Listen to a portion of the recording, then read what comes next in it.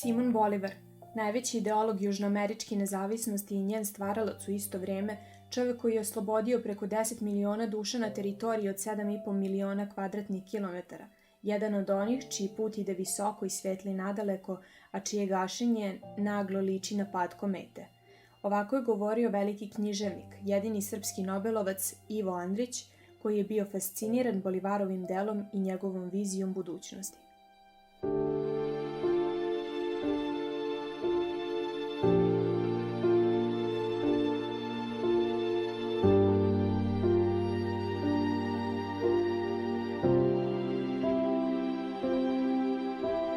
Simon Bolivar, istaknuti južnoamerički revolucionar, u svojoj borbi protiv španske kolonijalne vlasti nastupio je sa jasnim političkim programom u čijim temeljima su utkani socijalna pravda, jednakost, ljubav prema domovini i pre svega jedinstvo naroda.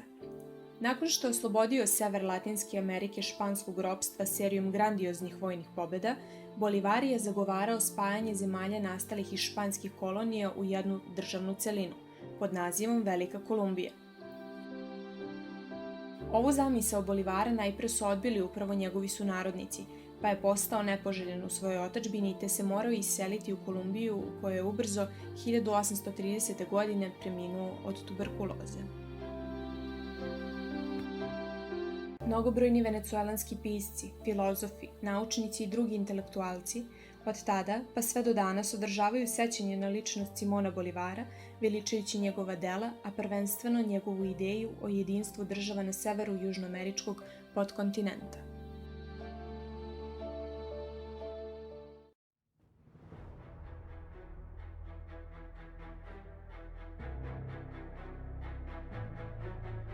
Ranu istoriju Venezuele, nakon Bolivarove smrti, obeležile su mnogobrojne revolucije, kontrarevolucije i diktature. Građanski rat koji je trajao u periodu od 1846. do 1870. godine završen je preuzimanjem vlasti od strane Antonija Guzmana Blanka, čija je vladavina obeležena razvojem industrije i izrazitim procesom političke centralizacije.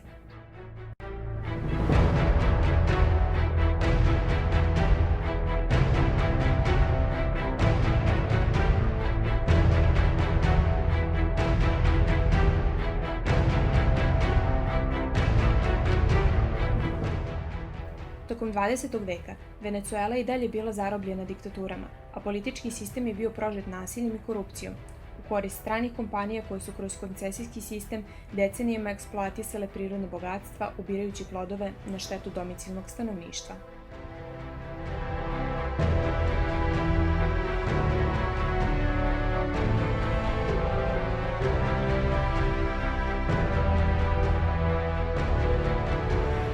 Jedina ličnost koja je sa jasnim programom pokušala stati na put ovakvom političkom sistemu bio je Hugo Chavez, koji je 1983. godine zajedno sa ostalim oficirima osnovao Bolivarijski revolucionarni pokret 200, čime je podsjetio na Libertadora, oslobodioca Simona Bolivara, čijim se sledbenikom smatrao. Nezadovoljnom politikom, koja nije bila vođena u interesu većeg dela stanovništva, grupa oficira predvođena Chavezom i 1992. godine organizovala državni udar. Puč protiv tadašnjih predsjednika Carlosa Peresa nije uspeo, ali je Chavez u svojoj nameri bio uporan te je ubrzo krenuo u potragu za političkim saveznicima u Latinskoj Americi. 1996. godine osniva stranku Levice, pokret za Petu republiku, i ubrzo postaje veoma popularan u svojoj zemlji, zahvaljujući svojim socijalističkim idejama koje je govorio jezikom naroda, koji ga je početkom 1999. godine izabrao za svog vođu.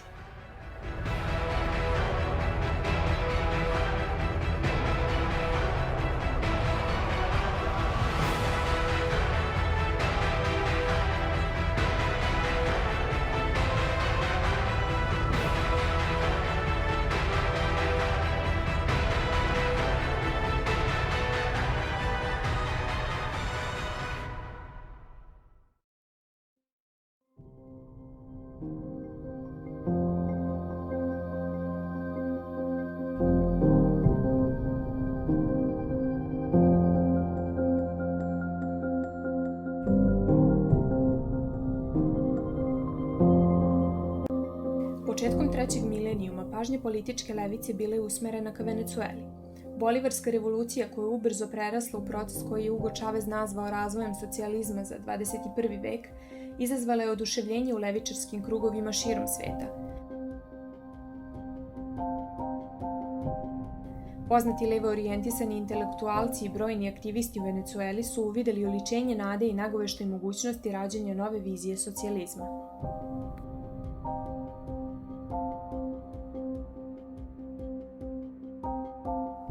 Poput Simona Bolivara, Che Guevara i Castra, Hugo Chavez pošao je putem najtežih iskušenja i bitaka za dostojanstvo čoveka. Ubrzo nakon inauguracije krenuo je u akciju. Vlada je nacionalizovala ključne industrije, posebno naftni sektor. Od prihoda su finansirani socijalni programi kojima je obezbeđeno zdravstveno osiguranje za siromašne i osnovno obrazovanje za njihovu decu. Pod državno vlasništvo stavljeno je oko 5 miliona hektara poljoprivrednog zemljišta i dato na korišćenje siromašnim ratarima i stočarima. Svojim radikalnim preokretom, napuštanjem neokapitalizma koji je u Latinskoj Americi od 80. godina bio dominantan model, podstakao je novu političku raspravu u tom delu sveta, ali je isto tako i uspeo da otrgne milione Venecuelanaca iz krajnjeg siromaštva. Pored toga što je u korist lokalnog stanovništva uspostavio novi, zdraviji i pravedniji ekonomski sistem, Hugo Chavez bio je rodonačelnik novog zajedničkog identiteta, kojim je na emotivnoj osnovi ujedinio Latinoamerikance protiv hegemonijalne sile severnog podkontinenta.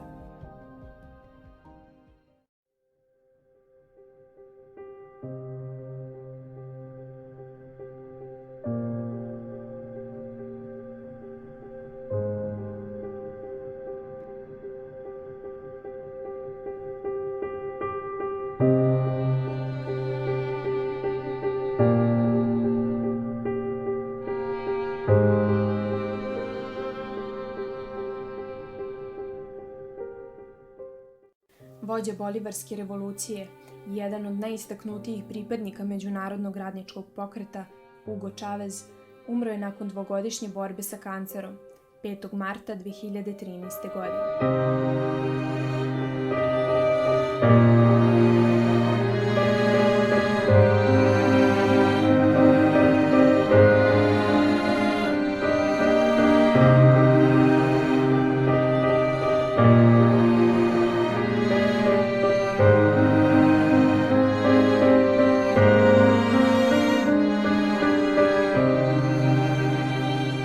Smrću El Comandantea narod Venezuele i čitav slobodoljubivi i pravedoljubivi svet pretrpeo je ogroman gubitak. Pobedama koje je ostvario nadahnuo je mnoge, ne samo u Venezueli, već i u svakom delu planete gde postoje ugnjetavani i eksploatisani.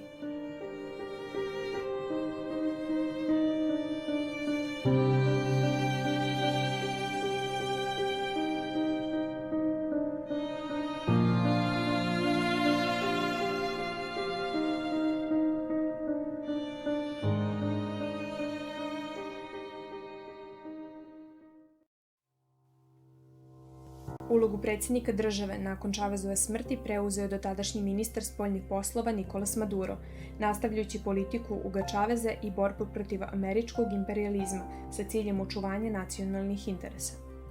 Maduro je preuzeo ulogu šefa države u trenutku pooštravanja jednostranih američkih ekonomskih sankcija, koje su prema povelji Organizacije američkih država na nezakonit način rezultirale pojavom recesije, kolapsom izvoznih prihoda, kao i nemogućnošću uvoza osnovnih medicinskih sredstava i lekova. Nakon što je legitimno izabran, predsjednik Nicolás Maduro položio svečanu zakletvu i započeo svoj drugi mandat na funkciji šefa države početkom 2019. godine, pokrenuti su masovni protesti širom zemlje.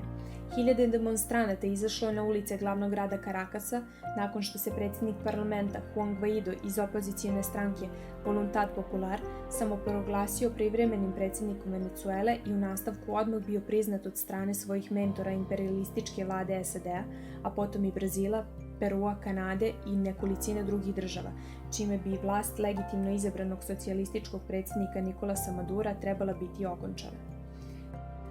Takvi scenariji viđeni su u bezbroj drugih primjera u kojima imperijalističke sile uz pomoć lokalnih izdajničkih elemenata direktno pomažu interese krupnog kapitala.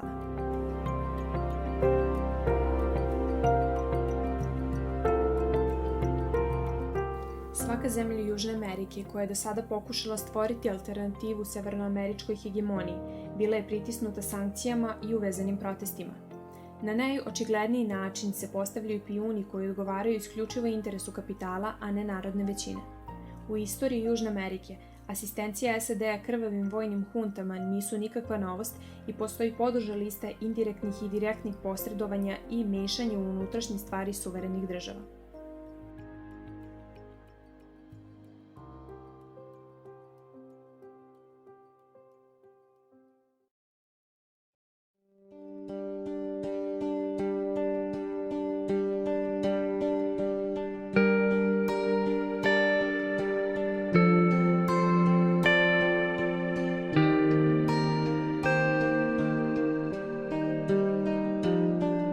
Mediji pod uticajem krupnih kapitalista, a takvi su nažalost dominantni, prikazuju narod koji se zaželeo istinski demokratije i slobode, zanemarujući činjenicu da postoji velika podrška naroda Venezuele koji dobro poznaje staru oprobanu igru i manipulaciju SAD-a.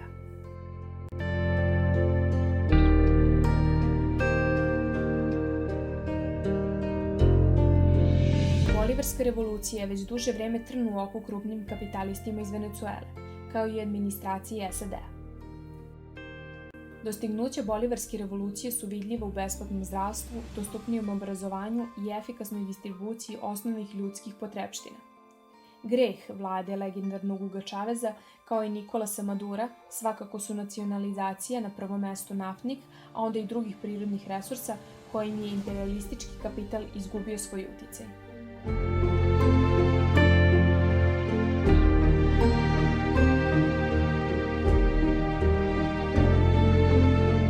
Svaka priča o Venezueli danas mora početi jednim odričnim ne američkom imperijalizmu, što će reći najavama moguće vojne intervencije i podršci koju Trumpova administracija otvoreno pruža pokušajima puča desničarske opozicije predvođene Juanom Guaidom. Nakon toga treba da usledi jedno da, koje podrazumeva upućivanje podrške borbi venecuelanskog naroda, posebno reči podrške pripadnicima brojnih levičarskih pokreta i brojnim aktivistima koji deluju u jednom od najtežih i najdramatičnijih perioda u istoriji ove zemlje. Stubovi današnje Bolivarske republike su morali prosvećenje, reči izgnane iz svih političkih programa promovisanih kao globalni model za 21. vek.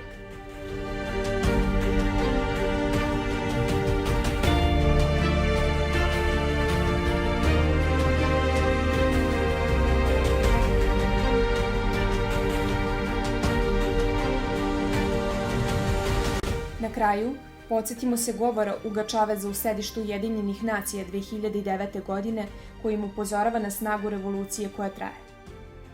Revolucija je u Južnoj Americi, revolucija je u Latinskoj Americi, revolucija je na Karibima. To je revolucija koja prevazilazi ideološko. To je čak jedna geografska, geopolitička revolucija. To je revolucija vremena, istorijska, ima veoma duboke korene. To je moralna, duhovna, potpuna revolucija. To je velika, veličanstvena revolucija i nastavit će da raste kako budu prolazile godine.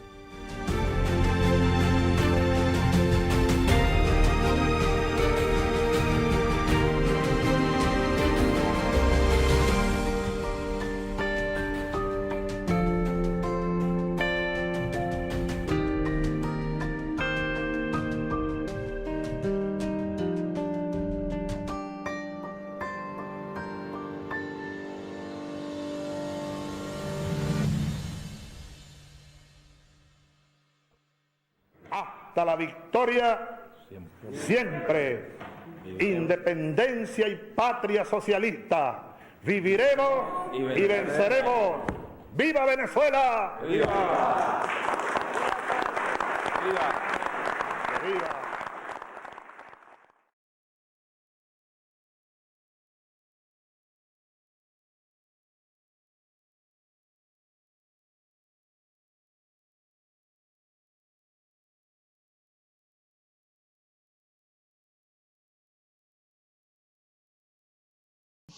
Different from Serbia, Venezuela, Cuba, and other countries around the world, welcome to the video conference, Venezuela Yesterday, Today, Tomorrow. The idea for organizing today's video conference stemmed from the need to demystify the lies and media propaganda that the United States administration has been conducting against the people and the government of the Bolivarian Republic of Venezuela for many years.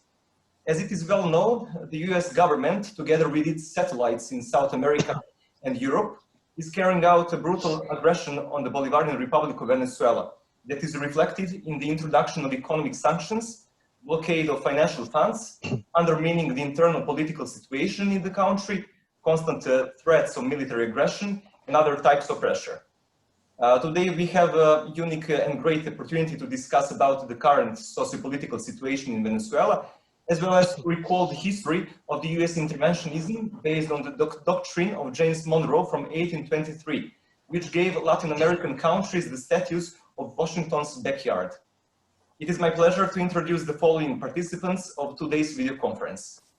His Excellency, Ambassador of the Bolivarian Republic of Venezuela to Serbia, Mr. Dimas Alvarenga. Secretary General of the new Communist Party of Yugoslavia, Comrade Aleksandar Banjanac. First Secretary of the League of Communist Youth of Yugoslavia, Comrade Aleksandar Đenić. My name is Uroš Vitić. I'm member of the Association of Serbian-Cuban Friendship in Belgrade, and today I take the role of mediator of today's conference. Now I would like to invite His Excellency, Ambassador of the Bolivarian Republic of Venezuela to Serbia, Mr. Dimas Alvarenga, to address us for the first time. Your Excellency, please. Thank you, Uroš. Thank you so much. First of all, I would like to thank the Association of Serbian and Cuban Friendship, also SCOI, and the new Communist Party of Yugoslavia for this wonderful initiative. It is my pleasure to share these words with you, and take part in this video conference of today. So, as you mentioned, the title of the video conference is Venezuela Yesterday, Today, and Tomorrow. We will talk a bit about the current context of Venezuela, also regarding the so well-known global pandemic that the world is going through right now. So in that sense, I would like to start by addressing some of the key points of the numbers, the current numbers of the COVID situation in Venezuela. Venezuela at the moment, up to today, there has registered about 70,000 people infected with the virus. About 581 deaths have been taken or registered because of this pandemic in Venezuela. And well, the measures that the Venezuelan government has been taking in order to counterattack and to help the people of our country with throughout this whole global pandemic situation. So I would like to start by saying that one of the first things that President Nicolás Maduro Moros instructed was to create a presidential commission for the prevention and control of COVID, which is constantly working and monitoring the efforts of the Bolivarian government against the pandemic. So, in the midst of a blockade and attack of the pandemic, as I mentioned, Venezuelan government has been granting and like always, given free access to medical health care to our population. It's important to highlight that the tests, all the testings and medical attention that has been handed out to the people is free of charge. It's you know, absolutely free. Currently, Venezuela has about 10,000, a bit over 10,000 active cases, out of which 9,600 more or less are being treated in public hospitals, in public healthcare systems. 400 or so are being treated in private clinics. What are more of the key points that the Venezuelan government has prepared in order to make front to this pandemic? We're applying something that the President Maduro has called 7+7. So basically, we have 1 week flexible social distancing measures in place, and another week, very strict week of quarantine or social distancing. People are staying at homes. They're without, of course, leaving aside all the security measures, basically wearing the masks, you know, using disinfectants and things like this. And then we have, you know, a flexible week where people are able to do administrative things. You go to the banks, people go to offices. So, you know, we are also considering that the economic processes of our country cannot simply stop for an undefined period of time. So it's a good strategy that's been working for us, this 7+7, so 7 days flexible social distancing and 7 days of strict distancing measures. We've noticed, we've been evaluating and always, you know, trying to use those structures that were in place due to our social oriented structuring of our government to try to perceive where are the cases coming from, where can we better tackle this pandemic in Venezuela. So we've started noticing that there's a lot of cases that are being imported into the country through our borders. So one of the strongest borders where we've started to see a migration, well, not a migration, but a strong passage of this virus into the country was with Colombia. In the border with Colombia, we've installed different stations, healthcare stations, in order to already test the people, control the situation already at the border before they're imported and become communitary cases in different cities. So this is one of the key points I wanted to address. The border with Colombia. I mean, Colombia, if you compare a little bit the numbers, we have about 70,000. Colombia is, I think by now, reaching about 400,000 cases. So the number is much bigger, and there is a strong crossing of the border. There's a lot of people crossing this border with Colombia, and that's where we identified a lot of our cases coming in. So we have provided hotels, stadiums, conference centers throughout the whole country, prepared them and adapt them in order to receive and attend positive cases of COVID. We have already, you know, talking a little bit about our allies and other measures we're taking, coordinating efforts, we're coordinating with other nations that are being solidary with our country. We've signed an agreement with the Russian Federation to participate in the phase 3 of the development of the Sputnik 5 vaccine. We've also signed agreements with the government of China for their vaccine. We have, you know, we can honestly be very thankful to these strong bonds and relations and commitment that both that Venezuela has with its allied countries and friendly countries like China, Russia, Cuba, Iran.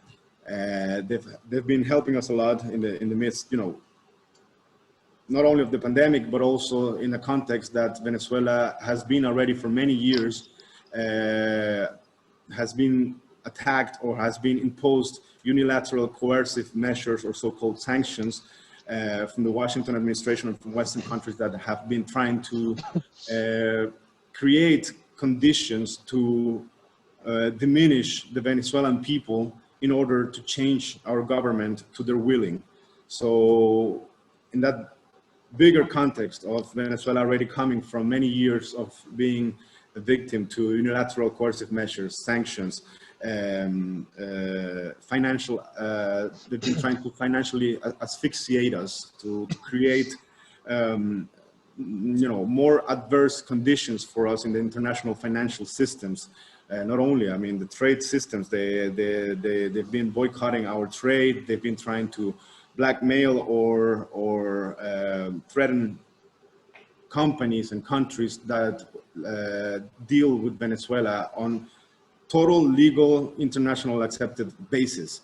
So in all that macro context, we talk about this pandemic coming into you know, coming to attack the humanity and how we deal with it. So of course I must thank, and Venezuela thanks a lot its allied countries that are giving us this assistance, this help. We've received tons, I cannot really remember the number right now, but tons and tons of healthcare goods from China, from Russia, tests that are coming, and machines for the rapid test, so basically for the PCR testing, coming from China, and so on. Also we have to admit that the Red Cross have also sent humanitarian help to Venezuela.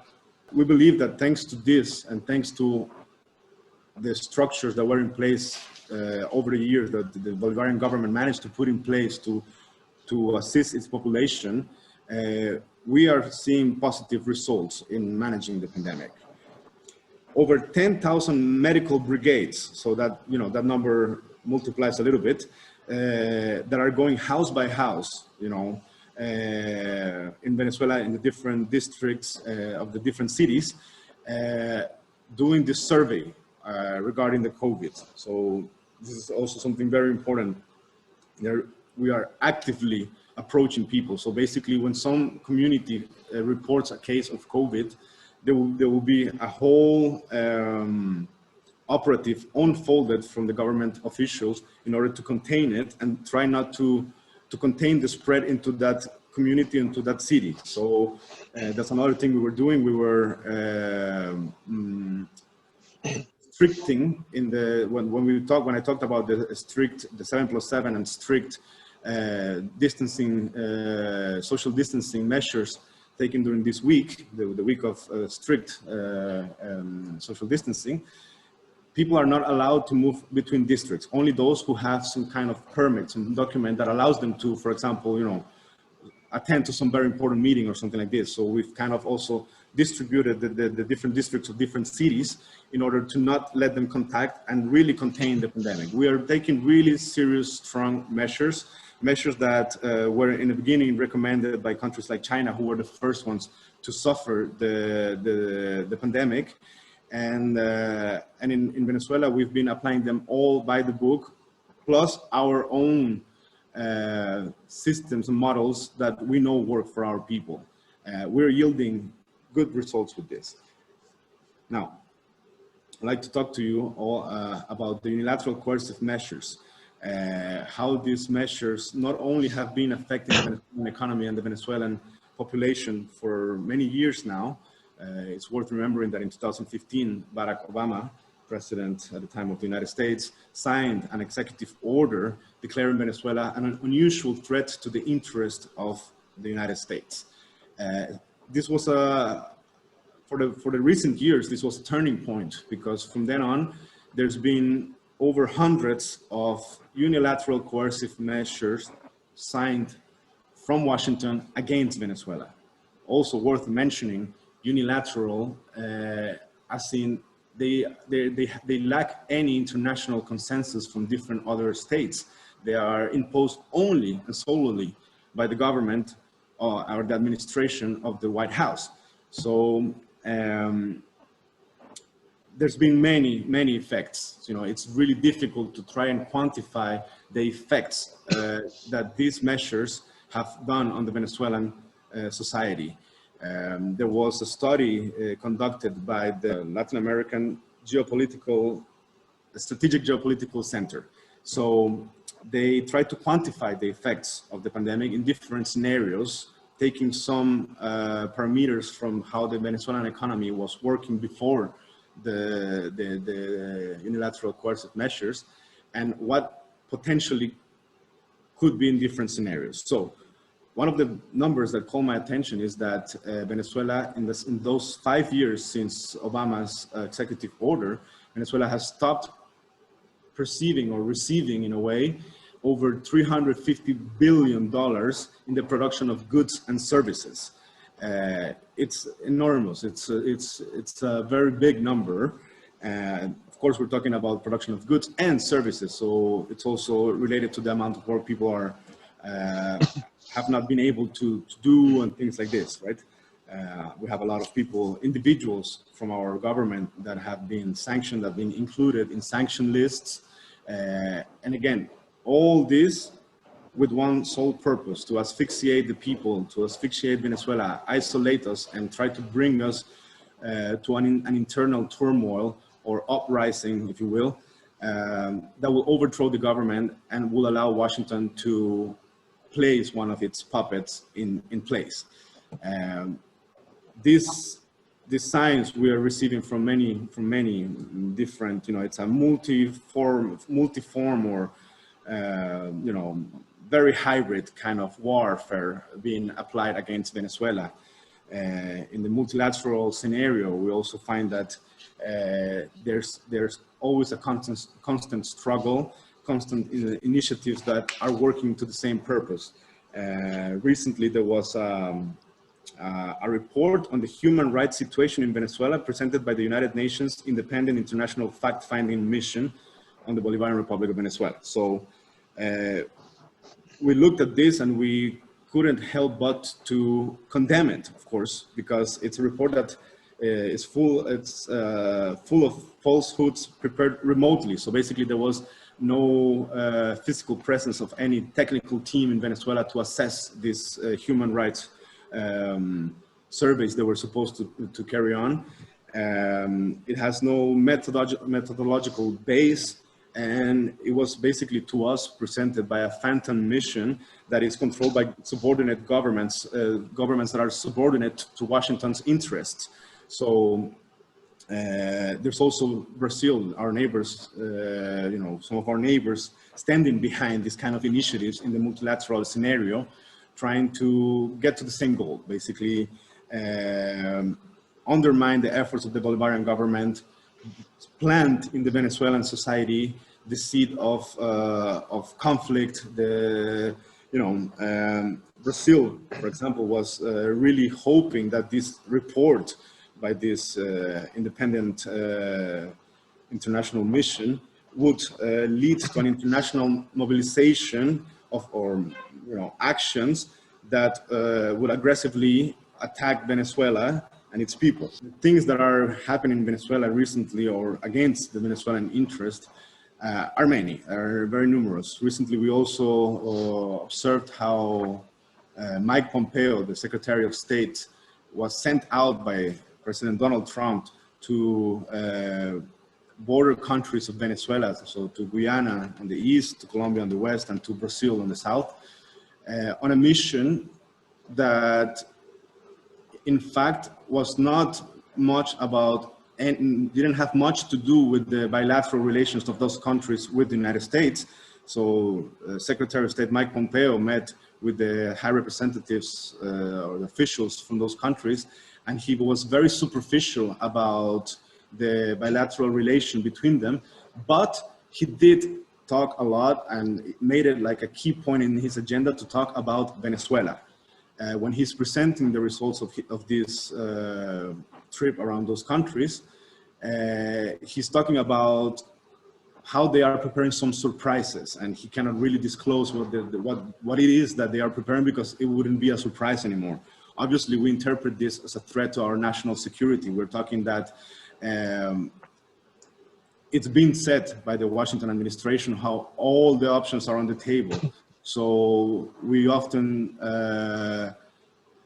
end up talking or disserting about the possibilities of a direct attack, intervention from military intervention from the United States in Venezuela, and going to our neighbor countries, talking about Venezuela, making them, even in the case of Brazil, making their parliaments or their Congress, draft laws that would kind of prepare the scenario for a possible attack or joint attack against Venezuela. It is a threat to our national security. I think, I've talked a little bit about how it is, what are the numbers with the pandemic, what are some of the things happening in the multilateral arena regarding Venezuela. Of course, we know here we identified that Venezuela is struggling against imperialist Western nations that have strong interest, and as you well presented in the beginning, are guided by the Monroe doctrine. That's the principle behind their foreign policy towards Venezuela. But also I would like to talk to you today about, the upcoming scenarios. So there's elections in the United States on the 3rd of November, and there's also parliamentary elections on the 6th of December in Venezuela. So this year for the Bolivarian government, it was very important that we prepare the conditions to have those elections in December, to celebrate those elections in December in the best possible way, obeying all the parameters that democracy that dictates. So one of the first points that we tackled is, first of all, of course, not abandon the dialogue that we had with the opposition in Venezuela, but negotiate with them and come to terms with them to prepare this scenario. So in the dialogue, one of the first points was that we were supposed to change the board of directors of the institution that regulates elections in Venezuela. It's called the CNE, so it's the National Electoral Council. So we did this. Immediately, we had negative reactions to it. The people that were set as the board of directors, they are not uncompromised, they're biased, they are, they have a tendency or not. Such things, of course, the opposition in Venezuela started using to undermine that we are actually taking the steps to ensure that the upcoming elections are as transparent, as legit, and as in order as possible with our constitution and with law in general. We understand that there's a portion of the opposition in Venezuela that no matter what, they will undermine any initiative that we take. Their claim is one and one only, and basically they just want to see President Maduro step down. That's why it doesn't matter to them, at least, how much effort we take, how much, how many conditions we create for the dialogue. They will always undermine it. They will always refuse it. But that's not the whole case on the, a whole spectrum of the political parties of opposition in Venezuela. Some of them have come out, willing to continue with the dialogue, willing to, obey what our constitution dictates and go forward with this. These coming elections in December are going to be the 25th or the number 25 of elections celebrated in Venezuela or carried on in Venezuela in the last 20 years. It's difficult to talk about democracy and, don't see this, don't overpass this fact, yeah? What else? There's many efforts that the Bolivarian government has been, taking towards this goal, and one of them is also inviting international observers to participate in our elections. Invitations were extended to the European Union, to Washington, to United Nations, to most of the players or political players in the world. We are open for them to come and observe, send technical, observation teams to assess our elections in December. We're taking these steps. We are hoping that the upcoming elections, parliamentary elections of Venezuela in December, will also help to, on the one hand, to end this whole idea of a parallel institutional, parallel institution in Venezuela or a parallel government in Venezuela. It will bring back the institutionalization or the functioning of our institution, our parliament.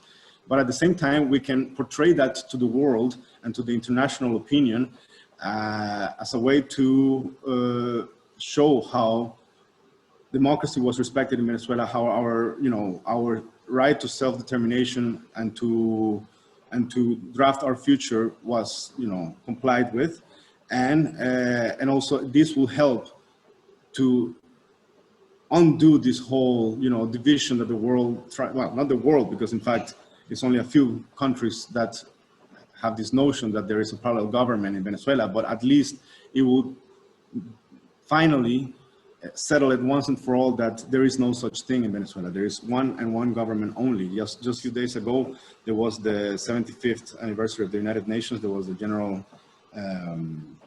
Assembly, and it was President Maduro who addressed the audience. It was President Maduro who held a virtual meeting, a formal meeting with Secretary General Antonio Guterres.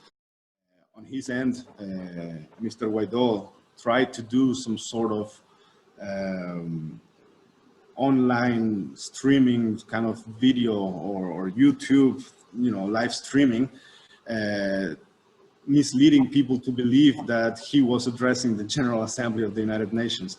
It's not what happened. In the United Nations, in the the most relevant multilateral organization, the person who is acknowledged and recognized as the legitimate president of Venezuela was President Maduro. And that's what happened. He addressed the audience. He had a meeting with Antonio Guterres. So, little by little, we are working towards, bringing down this whole opinion of parallel institutions in Venezuela. And these are the things that are demonstrating and showing up for it. So I think I've extended myself a little bit. I don't know if you would like to, maybe make a remark or make a question. Your Excellency, thank you for your address. Next, I invite Secretary General of the new Communist Party of Yugoslavia, Comrade Aleksandar Banjanac, to share with us own views on this topic. Comrade Aleksandar, please. Thank you, Uroš. Your Excellency, dear comrades, dear friends, I want to thank you for this wonderful opportunity to address you regarding these important matters that we are discussing today. We are living in a very difficult and a very dangerous also times.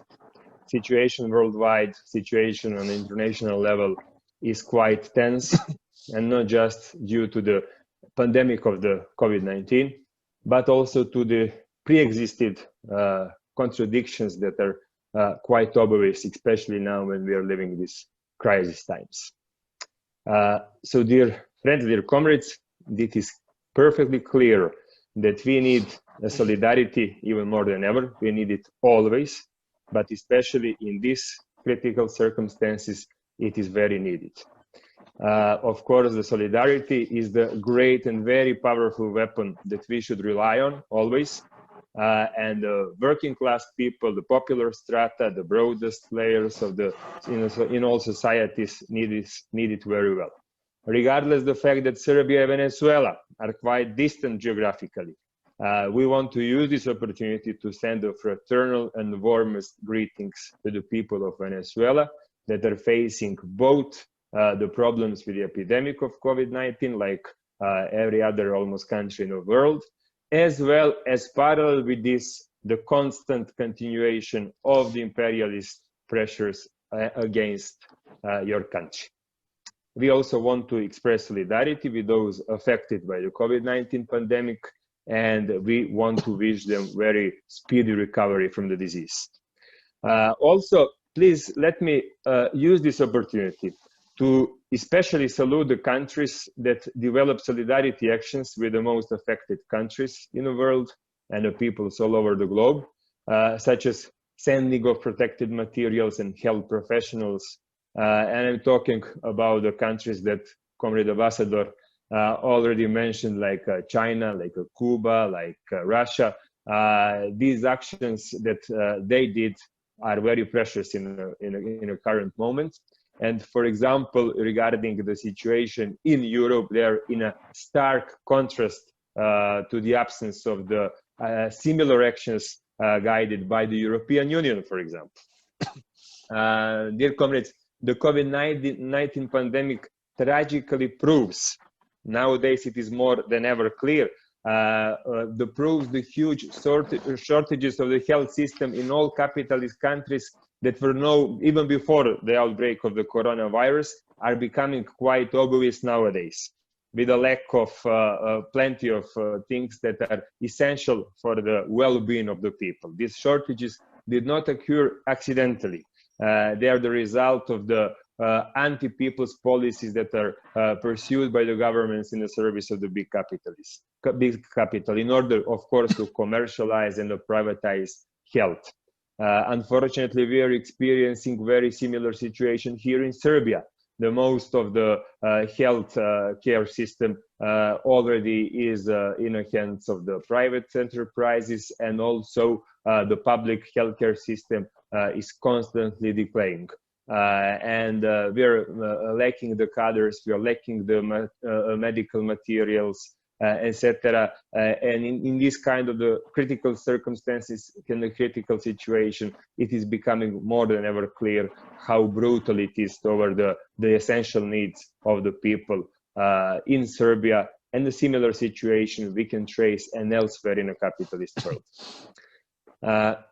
Also, dear comrades, let me stress something important. The pre-existing slowdown in the world economy is now being further reinforced by the spread of the coronavirus, and increasing of that risk is a new risk that is coming ahead in this coming period. Of course, that we already saw and we experienced here in Serbia also the broad, let's say, the shortages, and many people stay without job. But maybe it isn't nothing in comparison with the situation in some of the leading capitalist countries in nowadays world. I'm talking especially about United States, and especially regarding not just the situation that the many people stayed without job in a short period of time, but also they have the worst sort of the records regarding the spread of the coronavirus and the death cases. So it is obvious and clear that the countries they do not pose at the front the essential needs of the people as the most essential and a vital thing for them, that they have this kind of the situation, and regardless if they are developed countries or not so developed, economically strong or not so strong.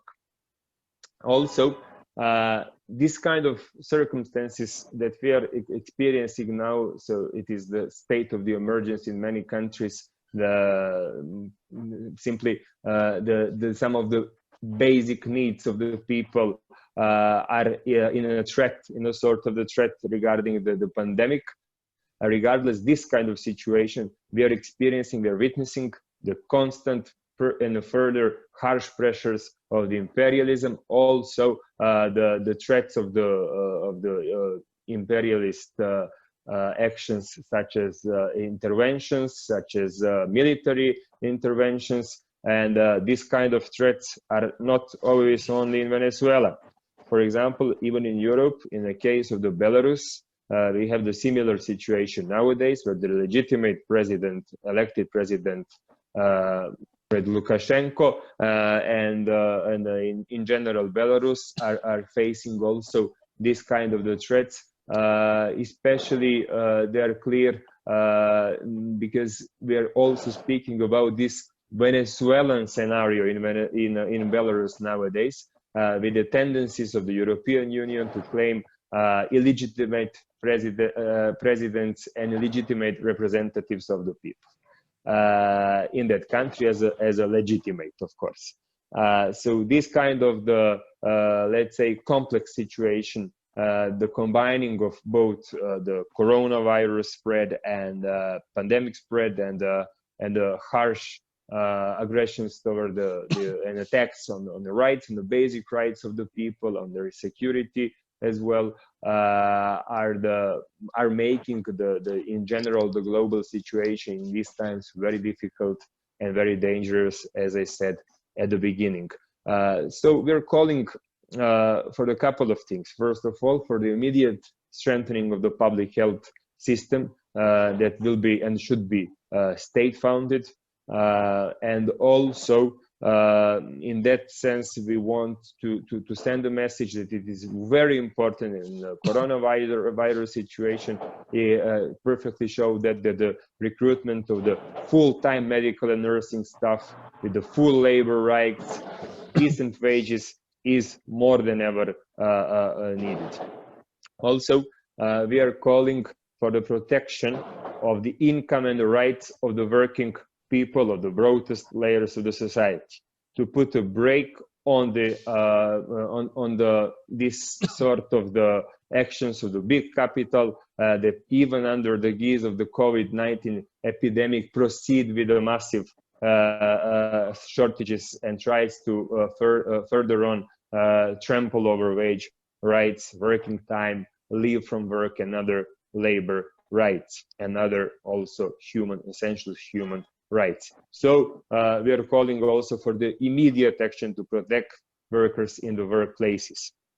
We also want to point that we want to say no to imperialist interventions and military exercises such as those that NATO is taking on in many countries, especially in Europe. It is nowadays always at the borders of the Belarus, and we demand that the public resources must be redirected to support of the needs of the peoples by the financing, for example, such as financing the public health and a social security system.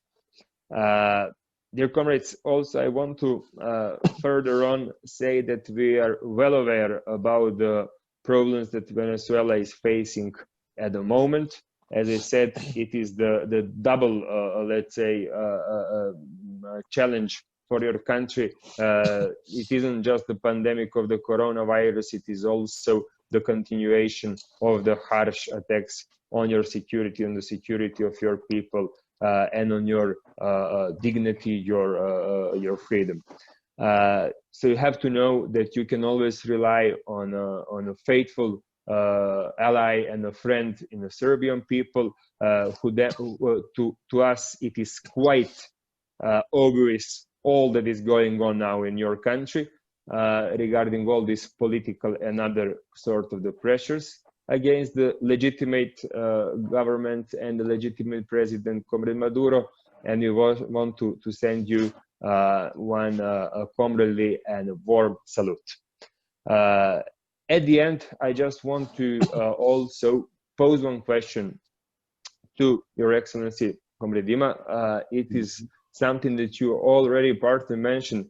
Your country, we all know, is in a situation that is quite determined by the embargo that is imposed on many levels, and we just want to know maybe a bit more about how you are dealing actually now regarding the needs. We already heard about the help from the friendly countries such as Cuba, China, Russia, Iran, etc. But also how this kind of the embargo situation is worsening your combat, your battle against the spread of the pandemic of the coronavirus in Venezuela. Once again, I want to thank you very much for the opportunity to participate in this online conference, and we should rely more on such opportunities to exchange our minds and to exchange our points of view regarding many important and current situations that are going on in our countries and in the world in general. Venceremos. Venceremos. Thank you, Aleksandar. Thank you so much. Thank you for your question, of course. Well, first of all, I would like to address that I don't like to call it embargo against my country. Embargo suggests that there is an international consensus. We, the correct technical term we use is unilateral coercive measures, is what we're talking about here. And definitely, those unilateral coercive measures being in place before and still during the pandemic make the situation for us much more difficult to handle. I'll give you an example. There was a very significant amount of monetary gold confiscated by the bank of, by a bank in London, by the Bank of London, of England, Bank of England. Sorry. It's more or less equivalent to $1.2 billion. We've been fighting the case that the Bank of England should return this monetary gold. It was given as a security for some loan that was taken by the nation in order to reinvest in its infrastructure. Only that when we repaid the remaining balance of that loan, of that credit, and wanted to recuperate our monetary gold, the whole situation with this self-proclaimed president of Venezuela exploded in the international media. So the authorities holding this gold from Venezuela decided that they didn't know who's it really belong, or who were they to hand it back to President Maduro or to self-proclaimed illegitimate Mr. Guaido. So they've been using this argument in order not to return our resources. Recently, there was again, because they created some sort of commission to evaluate giving it to Mr. Guaido, that he should manage these resources. So we appealed against that, and we even suggested, the Venezuelan defense suggested that they should use part of this monetary gold, or the equivalent of that portion, monetize it somehow, and it should be given to the United Nations Program for Development, and they should administer it for us, and basically just for the sole purpose of purchasing medicines and things like masks and all those kind of materials that we need for the pandemic.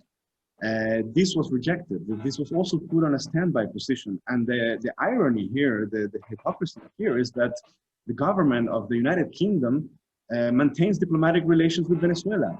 They maintain an ambassador in Caracas, just as we maintain an ambassador to London. So one could say that they acknowledge the government of President Maduro. So there should be no question as to why not return our gold. But yet again, we even proposed the option that we will use it for the purchase of materials, humanitarian materials and medicines to treat our people. So this is one of the examples of how those unilateral coercive measures, or so-called embargo, or basically all this multi-form, multi-dimensional pressure applied against Venezuela has been hindering us in putting up with the pandemic. Comrade Aleksandar, thank you for your address. And also now I invite the first secretary of the League of Communist Youth of Yugoslavia, Comrade Aleksandar Đenić, to address us for the first time. Comrade Aleksandar, please address. Thank you, Uroš. Dear comrades, on behalf of League of Communist Youth of Yugoslavia, I warmly welcome you. SCOI is the only youth organization from Serbia that is a member of the World Federation of Democratic Youth, WFDY. WFDY is an international youth organization which gathers anti-imperialist, communist and left-wing organizations all around the world. Also, Communist Youth of Venezuela and United Socialist Party of Venezuela Youth are members of WFDY. SCOI organized a lot of solidarity actions with Venezuela, and we participated in many manifestations against imperialist aggression in Venezuela.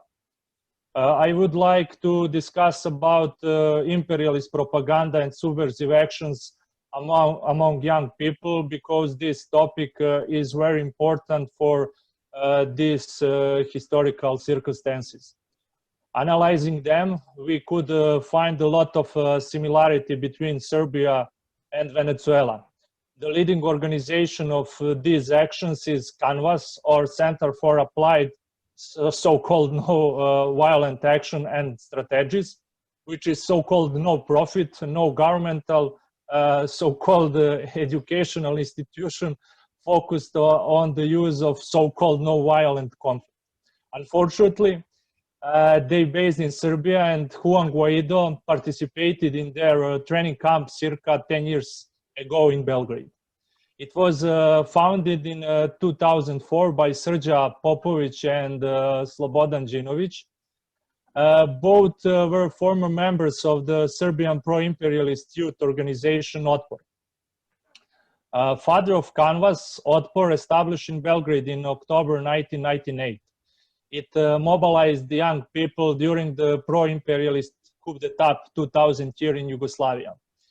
CANVAS has worked with pro-imperialist, fascist, racist activists from more than 15 countries, including Zimbabwe, Venezuela, Ukraine, Georgia, Belarusia, Syria, and etc.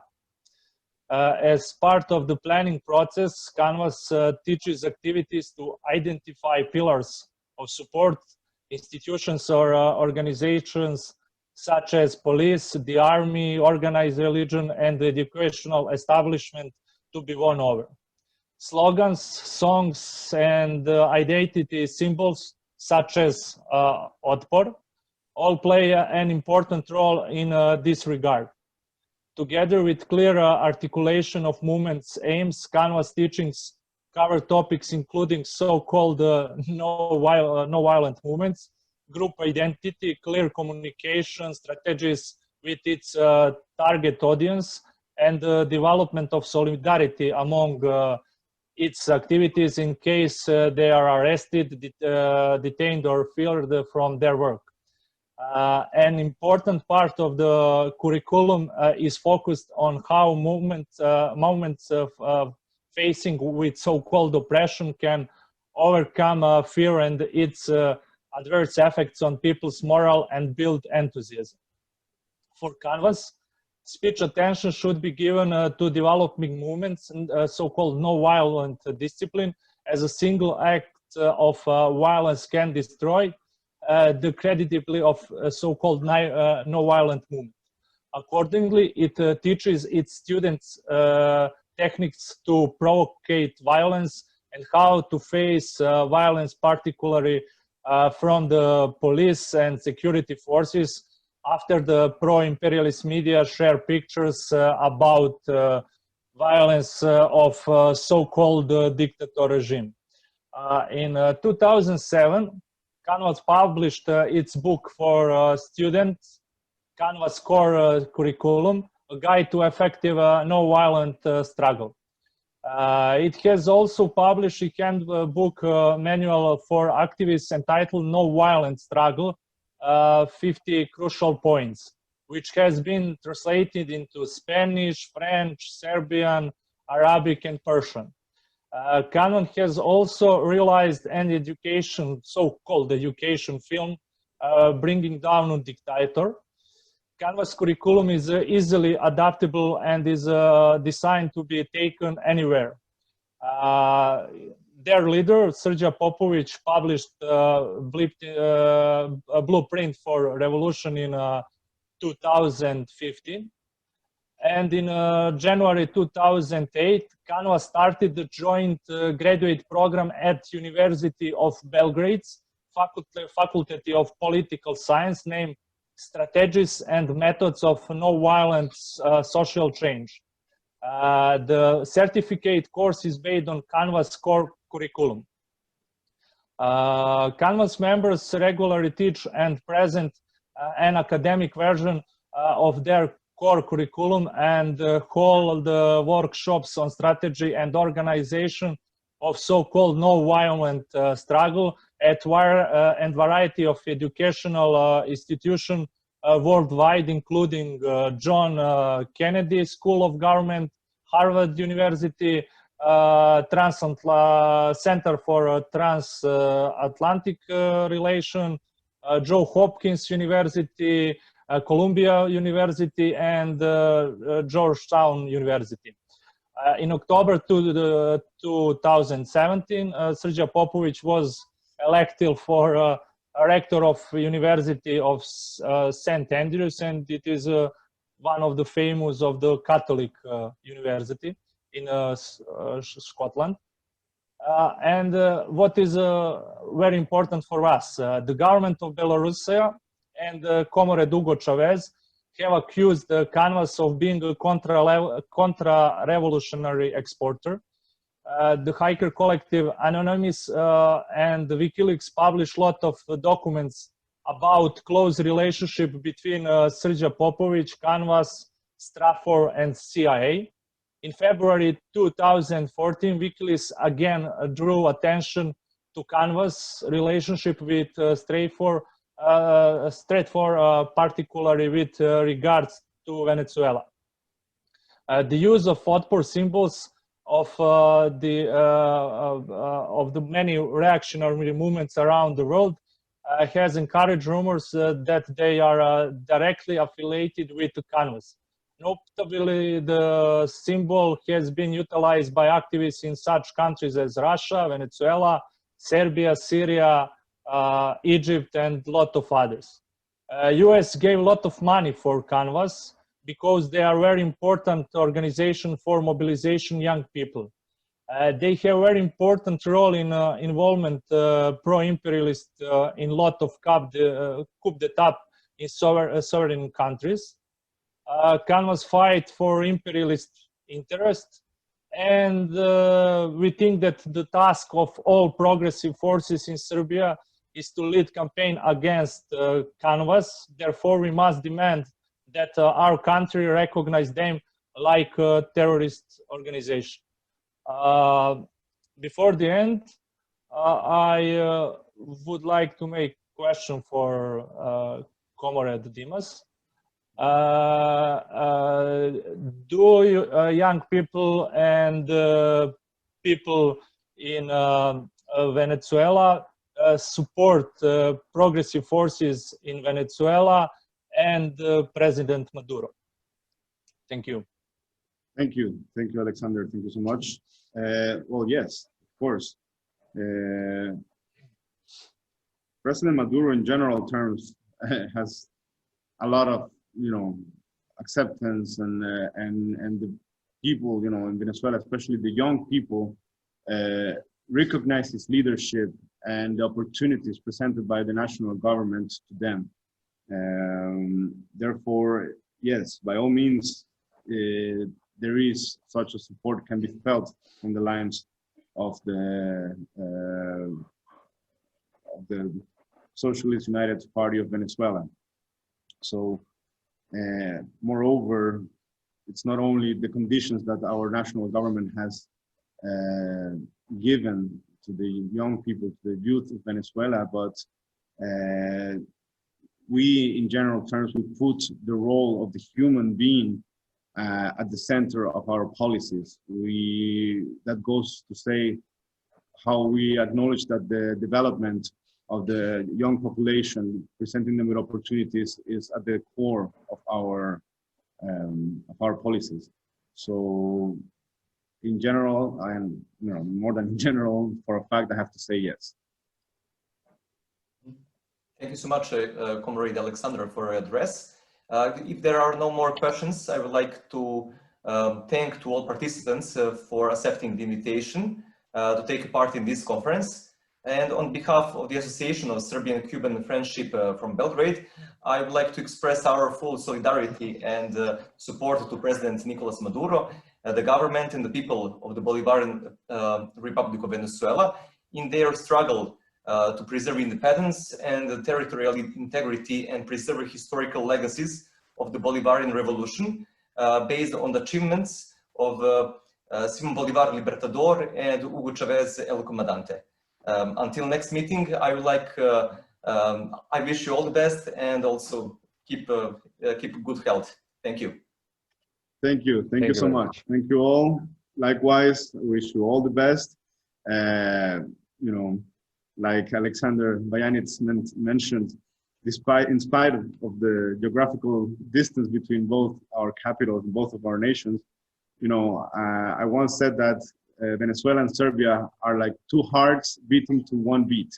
So we thank the Serbian people for their solidarity. We thank you all for your solidarity. Yet again, I would like to mention that we fundament our relationship in the respect for the principles of autodetermination of the peoples of our countries, the respect for the international law, for the right to have geographical integrity, etc. So we look at the Serbian people with a lot of admiration, and we thank them so much for their solidarity. Venceremos. Venceremos.